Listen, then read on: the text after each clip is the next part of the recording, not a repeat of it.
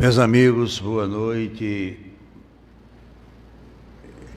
Boa noite os amigos presentes, que aqui são Chico Xavier, e boa noite àqueles que nos acompanham através do Facebook. Antes de começarmos a nossa palestra, cujo tema é paciência, quero lembrar que nós estamos bem próximo do nosso Natal Sem Fome, 6º ano. E lembro aos amigos que aqueles que puderem, façam suas doações de cestas básicas para que nós possamos minimizar a fome desses nossos irmãos, que não são poucos, são muitos, pelo menos durante esse período, que é o período de Natal. Eu sempre costumo dizer que o pão que muitas vezes sobra na nossa mesa, com certeza estará faltando na mesa daqueles que são os menos favorecidos, que vivem em condição de pobreza tal que não tem nem como buscar o comprar, que é tão essencial na vida de todos nós. Infelizmente, ainda estamos vivendo uma época como esta. Então, no dia 14 de dezembro, o dia que nós iremos receber, até o dia que nós iremos receber as cestas. No dia 15, no domingo, eu convido aqueles que queiram estar conosco, é a nossa festa de entrega das cestas básicas, a partir das 8 horas da manhã, aqui no Chico Xavier. Então, como eu falei, o nosso tema hoje é paciência. E antes de começarmos o tema, não podemos esquecer que surgiu no mundo uma nova epidemia, que é a epidemia da telecomunicação. A rede social provocou na vida de todos nós uma grande revolução. Nós estamos 24 horas, podemos dizer, ligados de forma intensa nessa rede de informação que tanto nos traz notícias positivas, mensagens, como também nos traz aquelas notícias que não são agradáveis e que perturbam muito a nossa condição de vida. Mas tudo isso faz parte do projeto deste planeta de provas e expiação. Esse estreitamento da comunicação é exatamente o que o espírito precisa para desenvolver os seus potenciais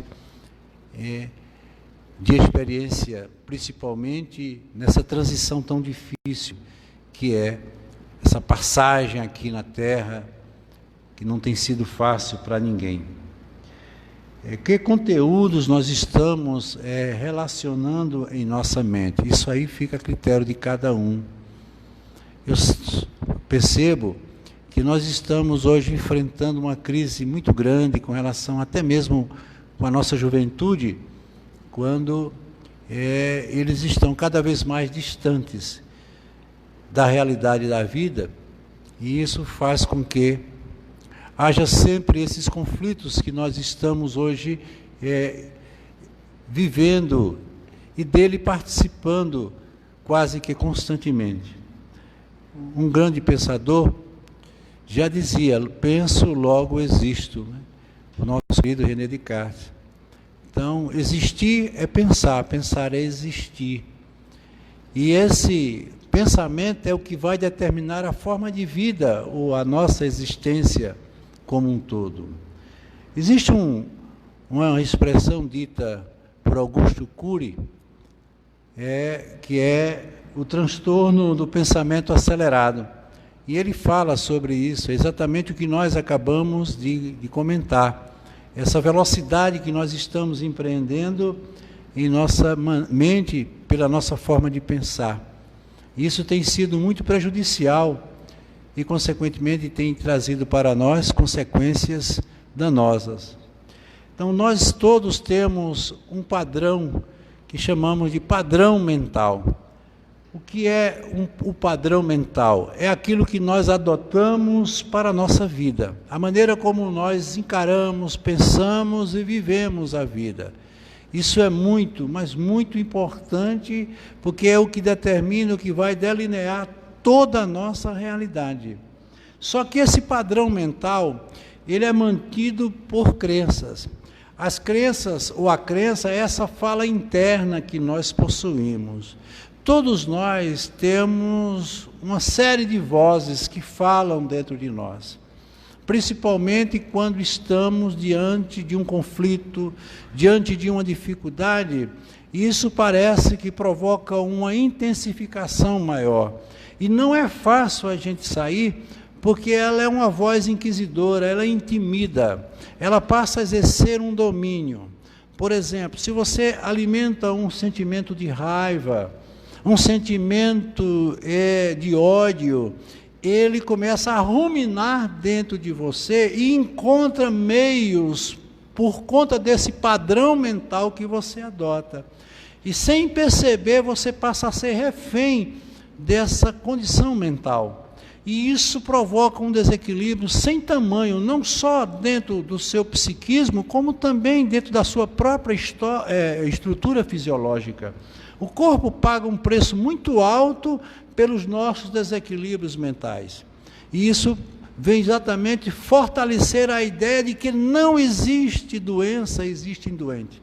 Você pode ser portador de uma doença, você pode ter um mal, que tenha sido até de uma maneira reencarnatória, que você já tenha trazido de uma experiência de vida anterior, mas isso pode não se manifestar se você não nutrir força para que se manifeste. Porque para tudo precisa de uma força. Por isso que ele diz, energia e trabalho significam uma mesma realidade. Porque o trabalho ele só pode acontecer se existir uma energia. A energia que prepondera, a energia que domina toda a nossa realidade de vida é a energia mental. Uma energia cujo poder nós não temos a menor ideia do que seja, mas é a mais poderosa e a mais intensa de todas as energias que fazem parte do contexto da vida. E com relação a essas crenças, nós temos dois tipos de crença. Nós temos a crença positiva e nós temos as nossas crenças negativas. Quando mergulhamos e abraçamos as nossas crenças positivas, tiramos dela um conteúdo ou um valor que nos ajuda muito a nutrir a nossa vida presente, porque essas crenças nada mais são do que arquivos mentais que nós guardamos pela força do sentimento dentro de nós, porque toda a nossa realidade de vida presente tem toda uma realidade da vida passada. O hoje nada mais é do que o ontem, e o amanhã será o nosso hoje. A vida tem sempre esse fator cíclico que nunca termina. Nós não temos a menor ideia de quando tudo isso vai terminar. Só que na escala espírita, segundo eles nos afirmaram através da obra O Livro dos Espíritos, o espírito ele passa da sua condição primitiva, né, de uma natureza simples e ignorante, onde ele não tem noção de nada, para encontrar na razão a sua realidade de vida através das escolhas, o que ele chama de livre-arbítrio, e chega à condição de um espírito puro, no caso do nosso governador planetário, que foi e é Jesus. Mas para atingir esse nível, nós temos que nos desvincular de todas essas amarras que fazem parte desse nosso sistema de crença. Porque, como eu disse, nós temos a crença positiva, mas nós também temos as nossas crenças negativas. E essas são inquisidoras, por quê? Porque elas nos retêm, elas nos detêm, elas não nos dão força, ou ela não nos dá força para buscarmos as novas experiências, porque temos medo. E no medo, e com medo, a gente não quer ousar, não ousando, a gente não busca o novo, e não seguimos aquela orientação que o próprio mestre deixou para nós, que matássemos o homem velho, para nascer o homem novo. Ou seja, as crenças positivas só vão ter força quando a gente eliminar as crenças negativas. Porque duas coisas elas não podem concomitantemente caber no mesmo espaço. Todas as vezes que você está nutrindo uma tristeza, a alegria não encontra espaço para entrar. E aí você passa a viver aquilo que você rumina como força de pensamento. E essas crenças negativas, elas são terríveis. Eu sempre uso como exemplo a história do elefante e o circo. Você passa de frente a um circo e encontra um elefante preso por um pequeno cordão ou uma pequena corda, com num pequeno grampo enterrado no chão. Ora, o elefante ele tem força para derrubar o circo, mas ele se mantém preso porque ele acha que não pode sair. Isso é uma crença limitadora. Quando ele era novo, era um elefantezinho ainda muito novinho, ele tentou sair e, por não ter força, ele não conseguiu. E ele cresceu acreditando que ele não podia. Consequentemente, ele não usa sua força porque ele ainda pensa como ele pensava antes. E a vida não permite isso. Todo o processo mental ele é de renovação. É sempre buscar as ideias novas. É o que nós falamos anteriormente, nessa dinâmica da vida que está cobrando da gente o processo do renascer. Porque o projeto da reencarnação nada mais é do que um renascimento. É uma redenção. O que é uma redenção? É uma libertação. Por isso que a morte nada mais é do que o encerramento ou o final de uma etapa para o início de uma outra. E a gente muitas vezes não entende. E o lugar aonde se opera a maior de toda a experiência humana é na família. A família é o laboratório onde se dão todas as transformações necessárias para a nossa alavancada, para o nosso processo evolutivo. Entendermos a importância da missão no lar é entendermos nossos compromissos perante os espíritos que o formam. Vejam como todos estão ligados. É entender o outro da mesma maneira como você quer ser entendido. Os filhos são espíritos a nós ligados pelos laços de afeto ou pelos laços de desafeto. Então vejam que você pode ter na sua família consanguínea, que é a estrutura, é a família basilar do mundo e da sociedade que nós vivemos, tanto grandes amigos como grandes inimigos do passado. Mas o véu do esquecimento faz com que eles não percebam de maneira objetiva e direta essa animosidade que existe entre eles, ou até mesmo esse grande afeto. Mas isso vai se desenvolvendo à medida que eles vão se relacionando. Essas experiências, elas cobram de nós todo esse perfil de comportamento. Mas, para tanto, é preciso aquilo que nós hoje vamos usar como tema, que é a paciência. O que é a paciência? Dizia um pensador que a paciência é a ciência da paz. Eu não entendi no início, lá, quando Chico Xavier nos disse que, quando ele era um dos nomes citados para o Prêmio Nobel da Paz, nos meados de 1980, 81, e o repórter fez uma entrevista e perguntou a Chico o que é que ele dizia, ou o que ele achava da paz. E ele disse: a paz é aquilo que damos ao outro sem termos para nós. E eu, na realidade, não entendi de imediato, e acredito que poucos entenderam o que Chico quis dizer. Como é que eu posso dar algo que eu não tenho dentro de mim? Que paz é essa? Chico quis dizer exatamente isso que nós estamos aqui comentando. Todos nós temos uma grande guerra dentro de nós. É a guerra existencial, são os nossos conflitos, são os nossos processos de culpa, são os erros do passado que não, com certeza, foram equacionados da forma devida. E tudo isso são essas vozes que gritam e clamam dentro de nós. Mas se a minha história compete a mim, não devo dar ao outro aquilo que não é dele. Muitas vezes nós jogamos ou tentamos jogar o veneno contra o outro, achando que com isso nós conseguimos envenená-lo, porque o veneno só mata aquele que o conduz, ou aquele que o traz, ou o inocula. Então, quando você, muitas vezes, sem perceber, está criando um clima de guerra, de conflito, mas, na realidade, essa guerra, esse conflito é de natureza sua, e você está jogando contra o outro. Isso acontece muito dentro da família. Quando a gente está passando por uma dificuldade, quer seja profissional, quer seja afetiva, quer seja por motivo de uma doença, geralmente nós carregamos o outro, ou jogamos contra o outro o veneno que nós estamos inoculando e produzindo dentro de nós. Isso é muito comum no nosso dia a dia.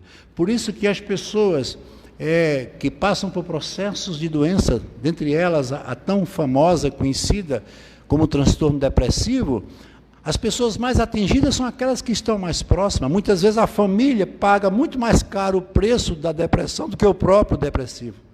Por quê? Porque ela está envolvida naquele fato, naquela convivência, e a pessoa que está sendo vítima do transtorno não percebe que ela está cobrando do outro aquilo que ela teria que resolver dentro dela. Isso faz parte, não é? Então, a verdade é que todos nós travamos a cada instante uma grande guerra, sem que os outros tenham nada a ver com isso. O problema meu é unicamente meu. Lógico que nós temos que entender que, vivendo em grupo e em sociedade, temos que compartilhar, mas nunca jogar no outro um problema que é de natureza unicamente sua. Mas, finalmente, o que é paciência? Nós colocamos aqui, dentre as observações feitas, voltadas para o processo ou pensamento da doutrina espírita, mas, de uma maneira mais geral, é uma virtude do ser humano, baseado no autocontrole emocional, ou seja, quando um indivíduo suporta situações desagradáveis, injúrias e o incômodo de terceiro, sem perder a calma ou a concentração. Também a tolerância dos erros alheios ou diante de fatos e situações indesejáveis. Veja, tudo isso está dentro do contexto da paciência. Virtude também de quem suporta males incômodos, sem queixa nem revolta. Veja como é difícil a paciência. Quantos fatores ela cobra para ser mantida dentro de nós. Qualidade de quem espera com calma o que demora a chegar. Esse é que é o maior problema.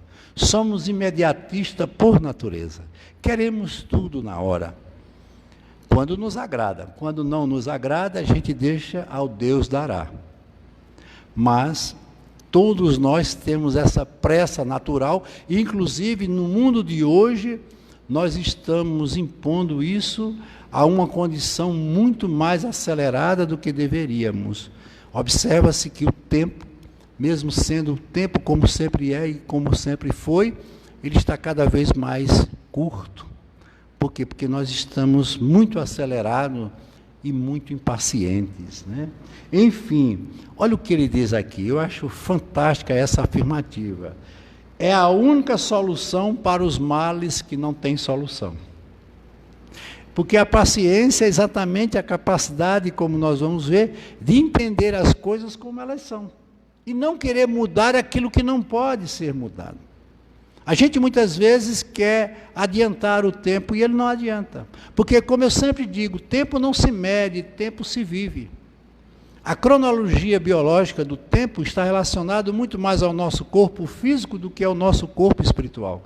Porque o espírito, como ser eterno e inteligente da criação, ele não está tão submetido e tão preso a esse fator como está o nosso corpo físico, que tem que cumprir uma etapa pré-elaborada e pré-determinada, que é a nossa transitória existência terrena, que é essa que nós estamos vivendo, onde cada um vai viver o tempo necessário para cumprir com a sua missão transitória ou temporária aqui na Terra. A paciência, ela nos é exigida a cada segundo, porque amar e perdoar são duas coisas muito difíceis que foram pedidas por Jesus. Veja que era a bandeira da grande revolução que Jesus trouxe depois do período mosaico, quando naquele época, naquele tempo, se usava a lei, a tão famosa lei de Hammurabi, que era dente por dente e olho por olho, onde o mundo estava mergulhado muito mais numa justiça mantida pela força. Traz Jesus exatamente uma proposta contrária, nos mostrando que só o amor era capaz, ou é capaz, de nos mover no sentido do crescimento interior. Jamais nós poderemos fazer qualquer coisa que seja produtiva ou importante na nossa vida se não tivermos o advento do amor. E principalmente esse amor incondicional e que nos dá como objetivo principal a compreensão para com o outro, amar ao próximo como a si mesmo. Mas como é que eu posso amar o próximo se eu não tiver amor por mim? Então, para amar, eu tenho que me amar. Outro fator muito importante que foi tão bem trabalhado por Jesus, que foi o ato do perdoar. Porque Jesus, ele foi brilhante em tudo, como, claro, nós temos absoluta certeza, mas o mais importante que Jesus deixou como sua marca não foram suas palavras. Se ele só tivesse deixado essas palavras, já teriam distorcido, elas já teriam sido esquecidas, mas o importante de Jesus era o exemplo, a prática. Ele praticava tudo o que ele afirmava. Então ele falava de sofrimento e ele nos deu exemplo de sofrimento. Não para ele, mas para nós. Porque o sofrimento ele é decorrente da ignorância. Jesus não tinha essa ignorância que o homem tem, o homem comum aqui na terra. Jesus falava do perdão, e ele perdoou. E principalmente aqueles que mais estavam próximo dele. Porque Jesus ele foi negado por todos, praticamente por todos. Quando ele foi crucificado, os apóstolos ficaram todos distante dele. Porque pensaram, olha, ele sendo o líder que ele e ela, que tinha o poder que ele tinha, passou pelo que passou, imagine nós, apóstolos, que somos apenas seus seguidores. E eles se recolheram. No lugar aonde houve a ceia, ali eles ficaram apavorados, recolhidos, acuados, e passaram até a duvidar da fé que eles tinham por Jesus. Porque fé, gente, nós conversamos na semana passada, tem como base fundamental a confiança. Não é uma crença, porque a crença é algo que eu tenho hoje e posso não ter amanhã. Porque o que alimenta a crença é a resposta que me dá daquilo que eu acredito. Quando falta a resposta, morre a crença, mas a confiança não. A confiança está muito ligada a essa paciência que nós vamos ver aqui. É como ele disse, é não querer mudar e entender as coisas como elas devem ser. E eles ali se viram totalmente refém de todo aquele projeto. Mas de repente Jesus aparece. E é quando Tomé, usando da condição humana, que não foi diferente de ninguém, se sentiu na obrigação de tocar para ver se realmente era ele. Jesus havia se materializado num fenômeno que nós espíritas conhecemos, de materialização, e eles passaram a acreditar que ele não havia morrido e que o projeto não tinha sido extinto com a sua crucificação. Mas veja que foram fatores como esse que fizeram com que a obra não perdesse o seu sentido, onde tinha como base fundamental o amor e o perdão. Amar e perdoar são funções fundamentais. Mas o mais difícil de todos é a paciência, pois é um exercício pleno e dinâmico que praticamos em todos os momentos da nossa vida. A gente tem que ter paciência até dormindo. E, por incrível que pareça, uma noite impaciente nos dá um resultado muito ruim no dia seguinte. Então, Da mesma maneira que o nosso corpo possui sensores para algo nos avisar através da dor, porque a dor é um dispositivo que nos favorece nos momentos em que nós estamos em desequilíbrio. Como o próprio Emmanuel dizia, que a doença nada mais é do que uma desarmonia, que a saúde era a perfeita harmonia da alma. Essa desarmonia, fisiologicamente falando, ela é manifestada através da dor. O que nós, muitas vezes, temos como uma coisa tão negativa, é tão positiva. Porque se não fosse a dor, nós não teríamos como identificar algo que está em desequilíbrio ou está em estado doente e doentio dentro de nós. A nossa consciência também nos avisa sobre a nossa conduta moral através dos nossos pensamentos. Aí vem exatamente essa paciência, né? Então, quando eu estou impaciente, significa que eu estou em conflito. Eu não estou tendo um diálogo muito promissor dentro de mim. Essas vozes, elas estão tomando conta de mim. E, consequentemente, eu estou em desequilíbrio em termos de pensamento. Ora, se quando eu coloco a mão em algo muito quente, um sensor faz com que eu retire de imediato, senão eu vou queimar a mão. Nós temos um sistema chamado sistema analgésico central lá no nosso cérebro, que aciona um dispositivo que é exatamente para dar a nós um aviso da dor e produzir um sistema analgésico para que essa dor seja ou curada ou minimizada. O mesmo deveríamos fazer com a nossa consciência. Olha o que Emmanuel nos diz. O mesmo nós deveríamos fazer com nossa consciência com relação ao pensamento, nos pedindo para mudarmos a nossa maneira de pensar. Da mesma maneira que eu procuro de imediato curar uma dor física, porque ela realmente me incomoda, por que eu de imediato também não procurar curar um momento em desarmonia, de desequilíbrio mental? Mas a gente persiste remoendo tudo isso de forma tão intensa que nos provoca os grandes desequilíbrios que são tão naturais no nosso dia a dia. O sofrimento só é bem-aventurado por aqueles que por ele passa e entende. Vejam que Jesus, e nós vamos falar sobre essa bem-aventurança, precisa de nós um entendimento, entender. Porque geralmente nós nos revoltamos nos nossos momentos de dificuldade. Muitas vezes não queremos entender que algo que está acontecendo em nossa vida não podia ser diferente. Eu costumo sempre dizer, Deus não errou em nada. Ele não vai errar comigo nem com você. Olha o que ele diz aqui. Sabendo que tudo que passamos é consequência do que nós criamos. Nós vimos as 3 leis fundamentais da existência.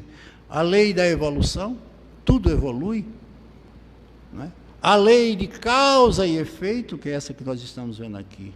Para toda ação haverá sempre uma reação.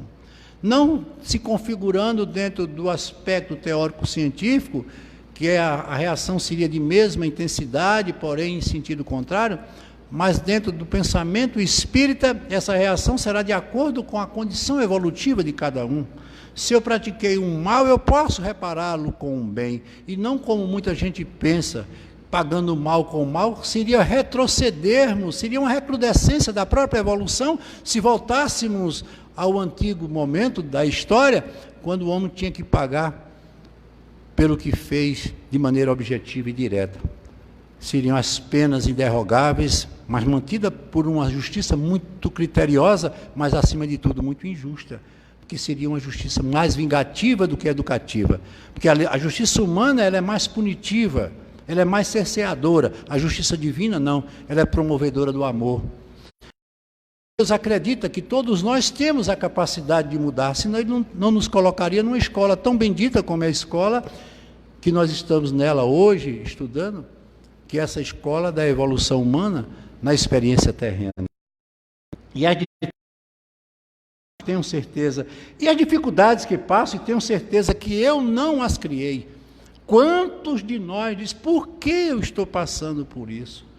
Se eu não criei, por que esse filho, por que esse casamento, por que esse trabalho, por que essa vida, se eu não pedi, pediu, e você sabe que pediu. Você pode não entender agora, mas você pediu, porque tudo o que está acontecendo na minha vida, na sua vida, era necessário acontecer. Existe antes do berço, que a nossa memória não alcança, graças a esse véu do esquecimento que a gente tanto fala, duas causas para as nossas aflições, para os nossos problemas. As causas atuais e as causas anteriores. As causas atuais são aquelas que eu tenho uma maior capacidade de entender. São os fatos que estão mais ligados à minha vida presente. Mas as minhas experiências outras, em vidas passadas. Conta-nos, doutor Paulo Frutuoso, que lá no lar em que ele trabalha, na casa que ele trabalha, ele certa vez encontrou uma jovem trazendo numa cadeira de roda uma mulher, que era sua mãe, totalmente defeituosa. Nada no corpo dela, em termos de articulação, era perfeito. Era um verdadeiro bolo de carne deformado. E aquilo comoveu muito ele.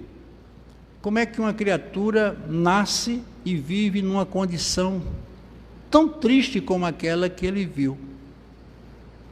E ele sentado, lá Frei Luís, ele sentado viu como ele trabalhava com uma entidade espiritual ao lado dele. Ele posteriormente perguntou por que aquela mulher se via vítima de algo tão deformado, tão triste. E ele disse que aquela doença chamava-se síndrome de Lasser. É uma doença degenerativa. Essa doença, ela faz com que todas as articulações, desde o feto, todas as articulações elas fiquem deformadas, porque ela não faz a junção dessas articulações que movem os membros. Então eles ficam totalmente desgovernados. Isso é um mas de natureza reencarnatória. Por quê? Porque essa mulher ela trabalhava na Inquisição, fazendo aquelas torturas que colocavam as pessoas naquelas máquinas e quebravam os membros. Puxavam os membros e fazia com que rompesse. Vocês se lembram que isso aconteceu lá na Idade Média, principalmente na época da Inquisição.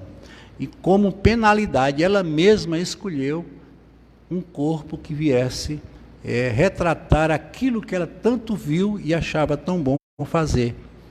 Vejam que é um processo difícil da gente entender e aceitar, mas o fato existiu e ele ali pôde perceber. E tantos outros casos, ele como cirurgião, e trabalha muito como oncologista, ele narra vários e vários fatos, como médico, que trazem exatamente essa certeza de que grande parte dos karmas que nós trazemos, principalmente nesses processos expiatórios, que são de natureza mais grave, são decorrências de fatos, de crimes, de erros grosseiros e erros praticados em experiências passadas. Nós não sabemos quem fomos em tantas experiências que já se passaram.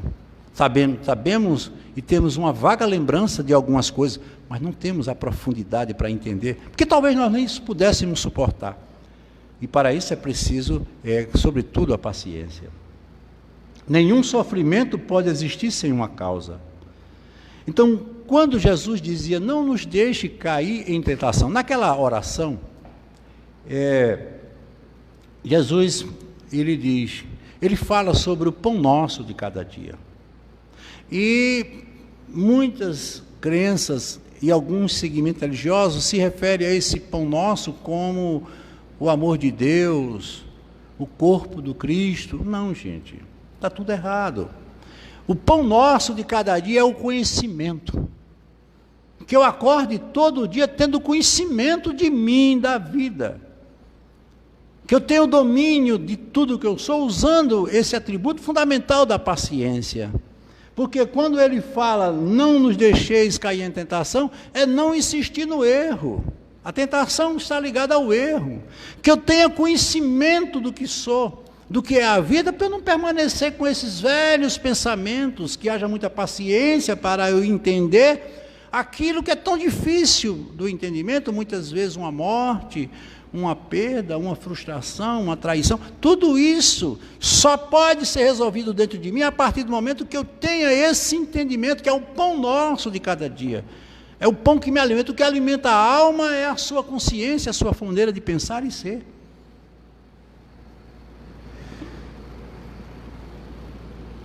No capítulo 9 do Evangelho segundo o Espiritismo, dando continuidade,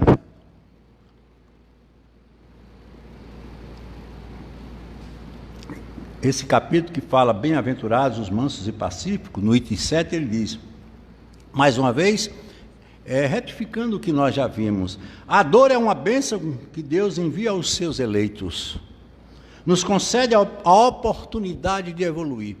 Eu sempre falo, existem dois tipos de dores, existe a dor evolução, né, e a dor involução. A dor do parto mesmo é uma dor evolução, porque é uma dor que sente a mãe, mas é dando a oportunidade de uma reencarnação, de um espírito que está precisando desse meio para buscar, através dessa nova experiência, se libertar, quem sabe, de tantos problemas do passado. É uma dor que é sentida, mas que ela tem um fundamento. Mas existem outras dores, a dor do mal que se pratica, né? Dos erros, do desequilíbrio, da desarmonia. Sei que a vida é difícil, ela pode ser comparada a 1000 alfinetadas que acabam por nos ferir. Coragem, amigos. Está lá no Evangelho. Jesus é o modelo de todos. Ele sofreu mais do que qualquer um e não tinha nada do que ser acusado. E a gente ainda muitas vezes se acha tão vítima, né? E a gente não percebe que o mais perfeito de todos os homens aqui sofreu o que sofreu sem ter feito mal a ninguém. Mas ele tinha que deixar isso como uma experiência para que nós pudéssemos com ela tirar os proveitos necessários. Porque Jesus, ele é um espírito puro e perfeito, mas ele está dentro de uma escala. Por tudo que nós estamos passando, com certeza ele já passou, senão ele iria romper com a lei da evolução. A evolução é crescimento. Deus não criou nada pronto. Toda obra de Deus, ela está em pleno andamento pelos processos da transformação. Já no caso de vocês, nós, existe um passado de culpas a resgatar e um futuro para modificar. Haja paciência. Como ele diz, sejam pacientes, sejam cristãos. Essa palavra define tudo. Só essa mensagem já seria suficiente para a gente parar e pensar. Mas na pergunta 196 do Livro dos Espíritos,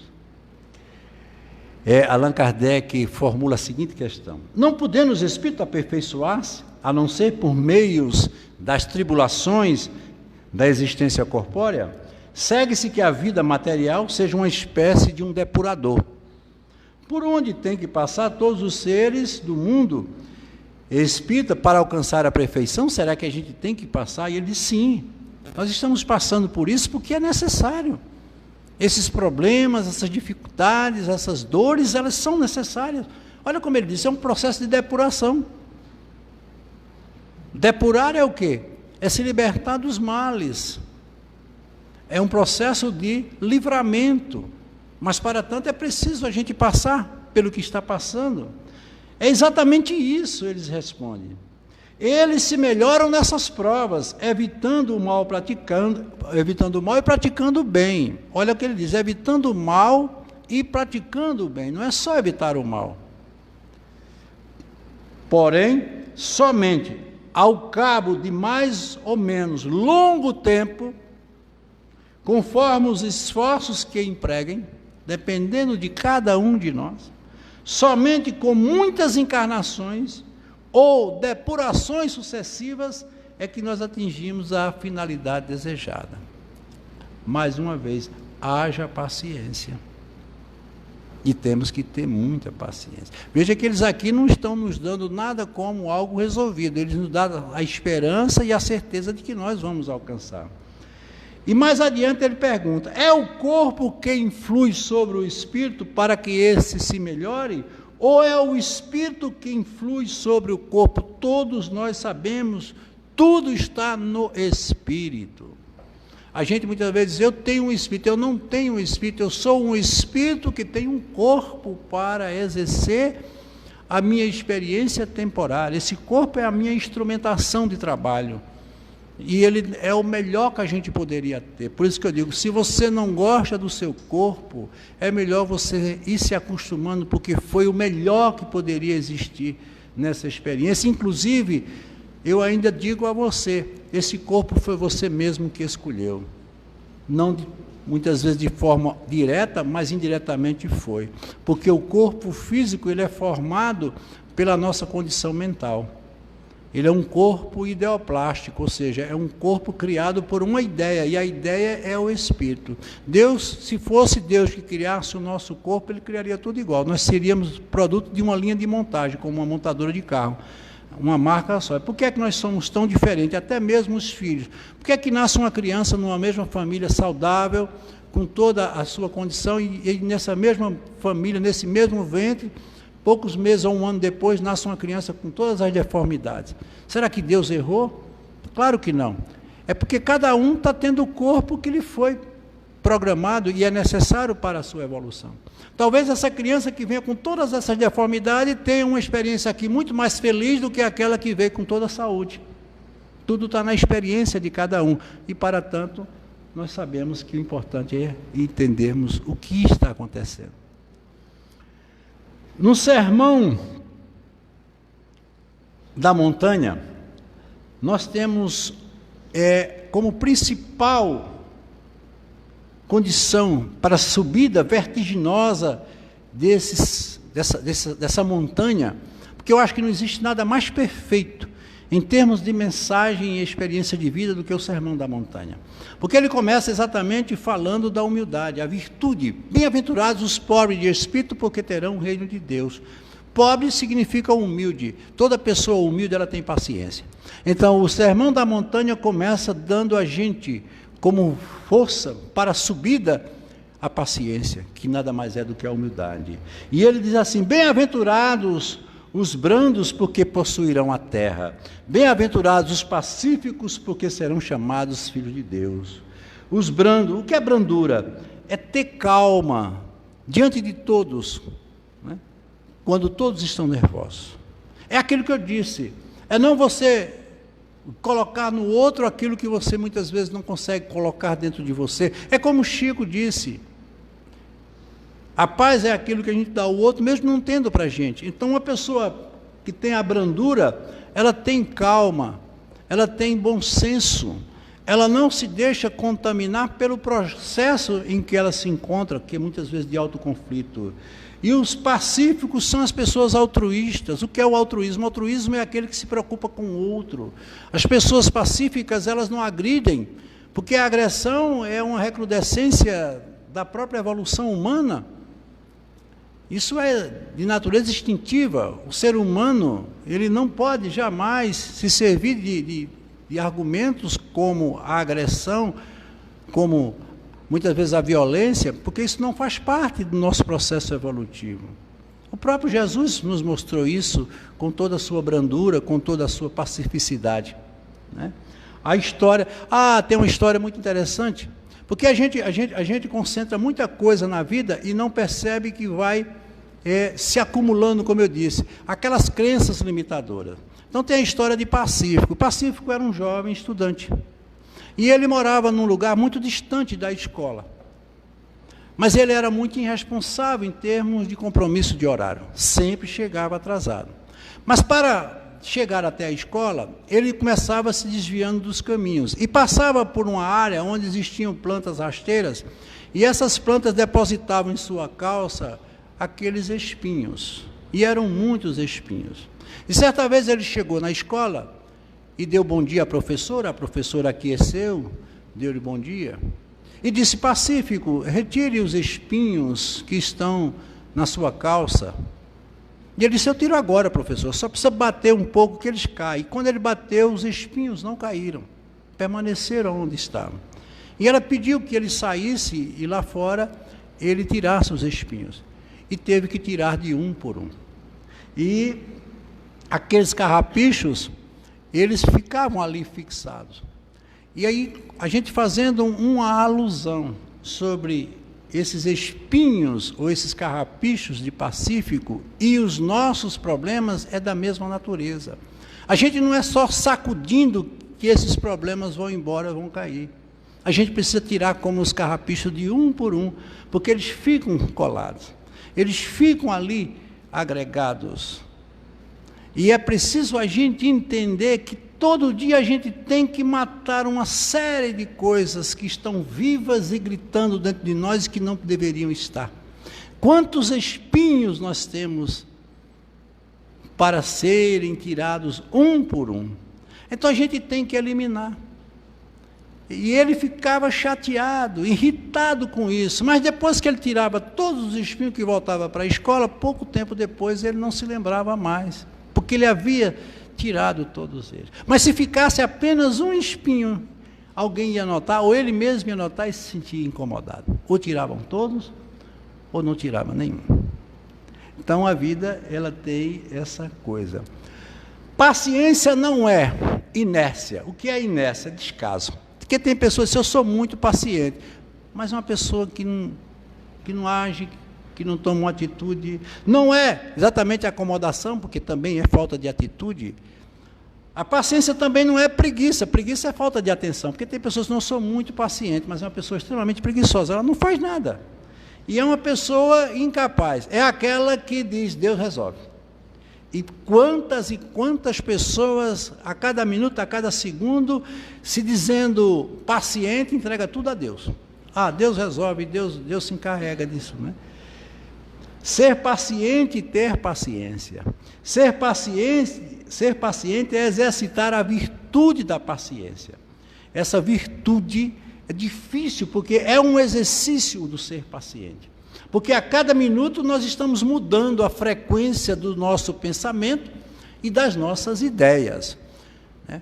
De repente a gente é absorvido por um processo que a gente menos espera, uma notícia, uma contrariedade, e para tanto é preciso a gente estar sempre exercitando. Agora, ter paciência, aí são as pessoas que têm essa virtude já consolidada dentro dela. Por exemplo, Gandhi. O que Gandhi enfrentou?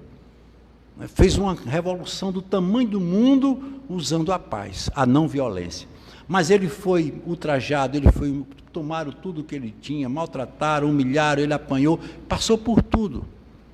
Mas ele usou da paciência para fazer a revolução e mostrar ao mundo que o amor fala mais alto do que a violência, do que a força. E ele conseguiu tirar o exército e o poder inglês da Índia, libertando o seu país sem levantar uma arma sequer.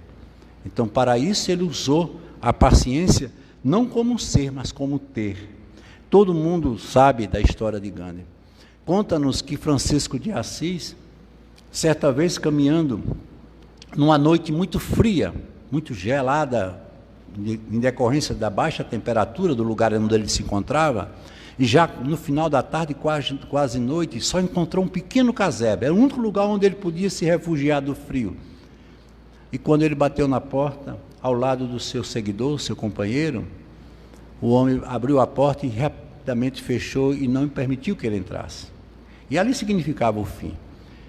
E Francisco de Assis começou a rir. E o companheiro que estava ao lado disse, mas pai Francisco, nós fomos agora rechaçado, não permitiu o homem que nós entrássemos na casa dele, o que é que nós vamos fazer?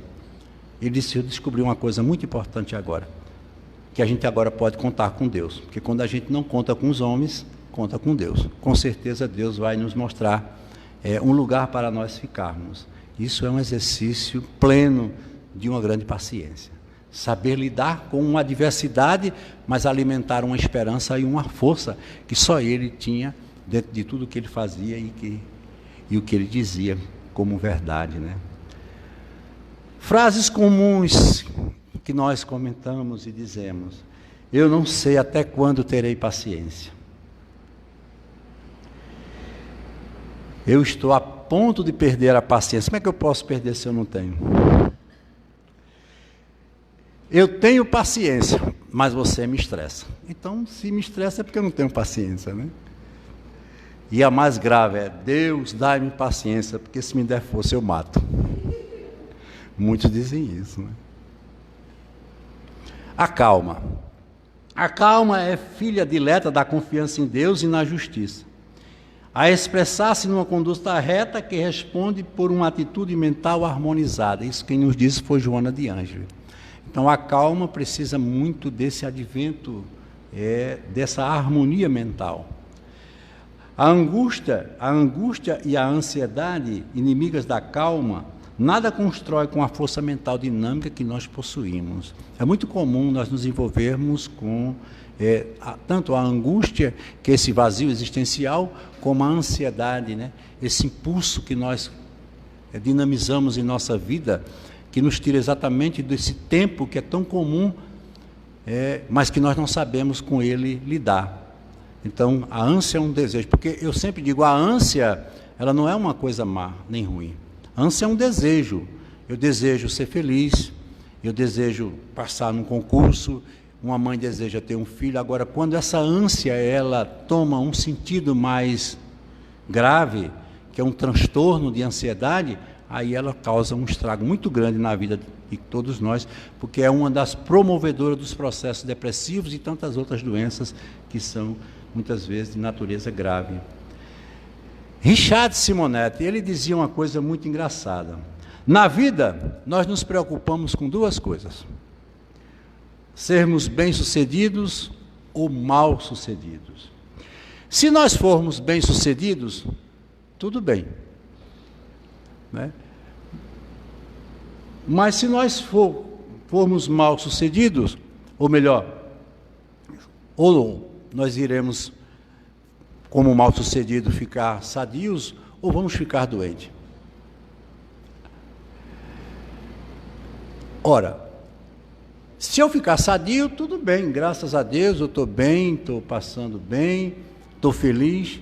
Mas se eu ficar doente, eu só tenho duas preocupações: ou eu vou morrer, ou eu vou permanecer vivo. Se eu permanecer vivo, graças a Deus, porque eu estou vivo e quero, logicamente, viver. Mas se eu morrer, eu só vou ter duas preocupações: ou eu vou para o céu, ou eu vou para o inferno. Como espírita, ou eu vou para o plano superior, ou eu vou para o umbral. Se eu for para o plano superior, ou para o céu, graças a Deus, eu vou ser feliz e estar plenamente feliz. Mas se eu for para o inferno, lá eu não estarei só, e não terei tempo nem de me preocupar, porque de lá eu não mais sairei.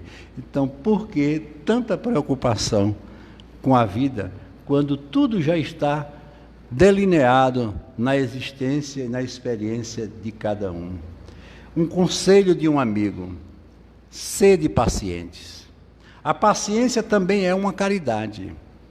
A caridade, que consiste na esmola dada aos pobres, é a mais fácil de todas. Eu sempre digo isso, aquela que a gente dá com a mão, né? Outra há, porém, muito mais penosa e, por conseguinte, muito mais meritória, é a de perdoarmos. Olha o que ele diz aqui. Está lá no Evangelho segundo o Espiritismo, capítulo 9, item 7.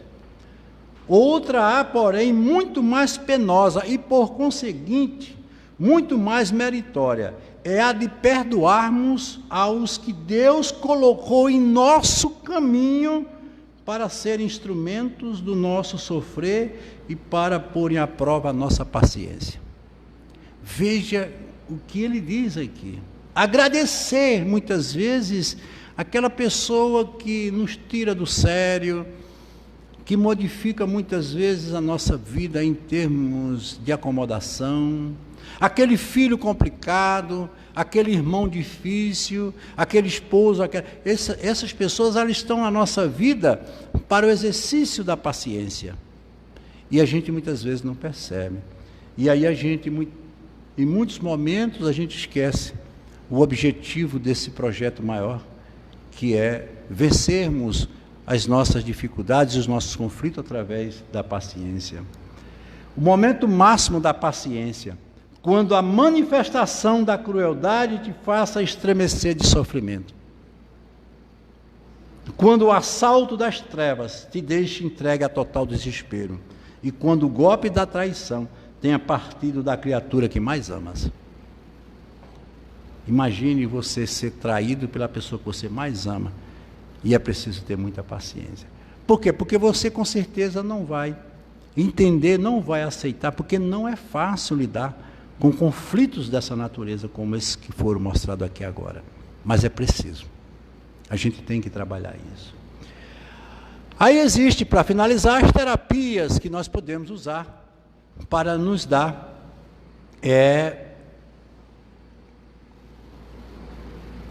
meios para a nossa terapia da paciência.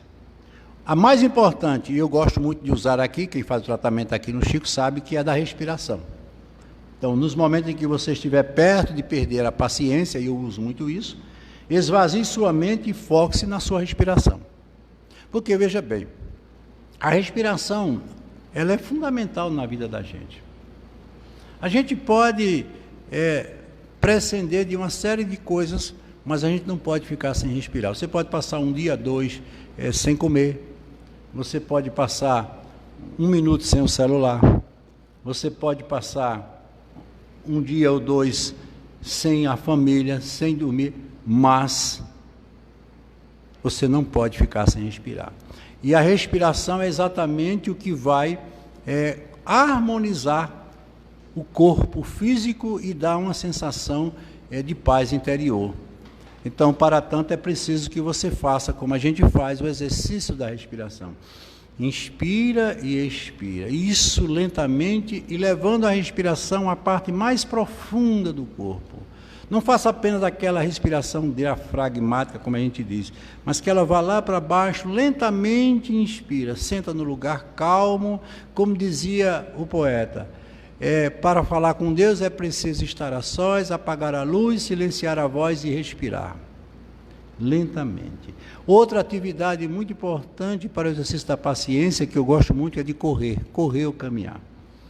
Você acorda de manhã, caminha ou corre, e isso ajuda muito no exercício. Porque muitas vezes você provoca os enquistamentos mentais, são cistos mentais. E eles estão ali concentrados, como nuvens espessas que estão ali na nossa mente. Quando você desenvolve o seu potencial, ou seja, quando você transforma uma energia potencial em energia cinética, tudo começa a fluir com maior tranquilidade. Consequentemente, você sente uma sensação de paz, até porque você produz correndo a endorfina, a serotonina, que são hormônios que dão uma sensação de prazer, e isso ajuda muito no exercício da paciência. Outra coisa fundamental para a paciência é o ato de refletir. Refletir é uma condição do espelho. Refletir é ver aquilo de forma evidente que está dentro de você. Porque muitas vezes a gente age sem... Tem gente que diz assim, eu agi sem pensar. Não, ninguém pode agir sem pensar, porque o pensamento, como nós vimos, é a força dinâmica da mente. Eu agi sem refletir, ou seja, é o próprio altruísmo. Eu não vi no outro aquilo que deveria ter visto. E, para tanto, é preciso que a gente perceba, que a gente tenha essa capacidade de ver por que é que está acontecendo isso, quais os fatores que podem contribuir, quais os que não podem, aonde eu posso chegar, aonde eu não posso chegar, aonde eu devo avançar, como eu devo fazer, se é importante retroceder. E tudo isso é uma questão, como ele disse lá, é o pão nosso de cada dia. É essa capacidade inventiva e produtiva que a mente tem o poder de criar, e nós somos refém de tudo isso. Então, ao final do dia, pare e pense sobre os acontecimentos. Não ligue a TV, o rádio ou qualquer outra coisa que possa destruir ou distrair os seus pensamentos. Reserve esse tempo para identificar o que lhe incomodou tanto ao longo do dia e pensar como esses problemas podem ser resolvidos. Era o que Santo Agostinho fazia. Ao final de cada dia, ele fazia uma avaliação de tudo o que ele fez. Via aquilo que tinha provocado tristeza nele e até nos outros. E ali ele fazia uma reparação interior e fazia sua prece pedindo a Deus para que no dia seguinte ele viesse com todos esses fatores corrigidos, para ele não continuar cometendo os erros que ele cometeu. Isso é uma questão só de natureza pessoal. E para tanto é preciso refletir. Escutar. Não transforme conversa em discussão. Procure escutar os argumentos das pessoas e compreendê-los. Lembre-se que às vezes a pessoa precisa apenas de alguém que a escute com paciência. Isso eu tenho trabalhado constantemente aqui. Mas veja o que é que ele diz aqui. Ouvir. Ouvir não é o mesmo que escutar. Ouvir é diferente. Ouvir demanda organizar o que a pessoa está dizendo e interpretar as suas ideias. Antes de responder, considere tudo o que a pessoa está dizendo. A arrogância gera desequilíbrio, comprometendo a pessoa. Muitas vezes eu recebo pessoas aqui e eu escuto, mas eu também procuro ouvir. Por exemplo, ela vem falar do desequilíbrio, de um problema que ela está tendo na sua vida conjugal. Meu casamento está desmoronado, não dá mais.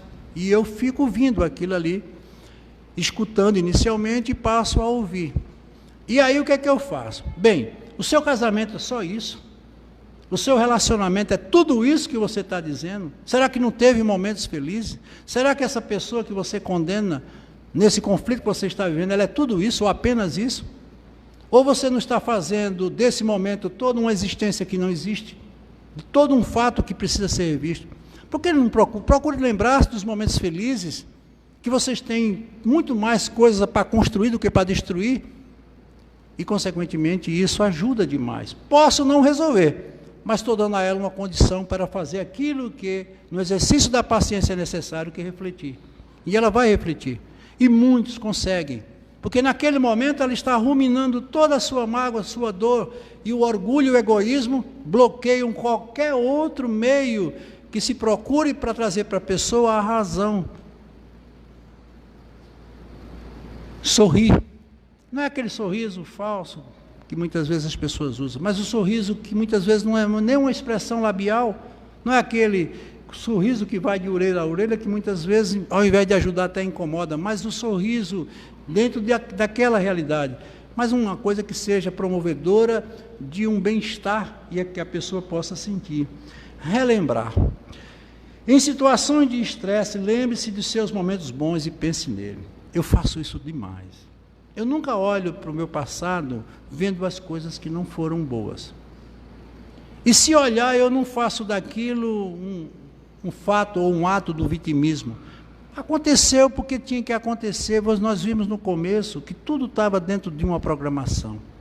Então eu tenho que me alegrar. Se foi triste, eu superei. Se foi bom, eu guardo como uma lembrança boa, que vai me ajudar a construir outras coisas boas. Voltar a uma época, uma situação que lhe faz feliz, ajuda a restabelecer a calma e manter a paciência. Isso tudo é muito importante. 2 fatores importantes que estão ligados à paciência. Veja aqui, para finalizar. Um é a obediência. O que é a obediência? É o consentimento da razão. Não há alternativa, não vale a pena lutar contra. É o filho que muitas vezes ele não é a favor do que o pai coloca como regra. Muitas vezes ele é proibido disso e daquilo, mas ele tem que ser obediente. A obediência é atender. Então, quantas coisas na vida, no exercício da paciência, a gente tem que atender. Porque nem tudo que é lícito me convém, já dizia o apóstolo. Mas eu tenho que seguir regras que são necessárias para o meu processo evolutivo.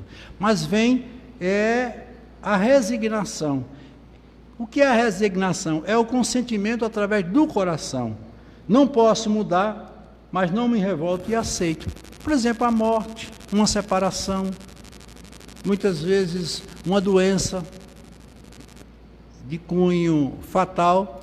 Puxa vida, eu não posso mudar. Então, resignar é o quê? É entender, é aceitar aquilo que eu não posso mudar, de uma maneira inteligente, não como obediência, mas como sentimento, voltado para o entendimento. Então, se eu somar a obediência e a resignação, eu terei a paciência. Vejam quantas coisas estão atreladas a uma palavra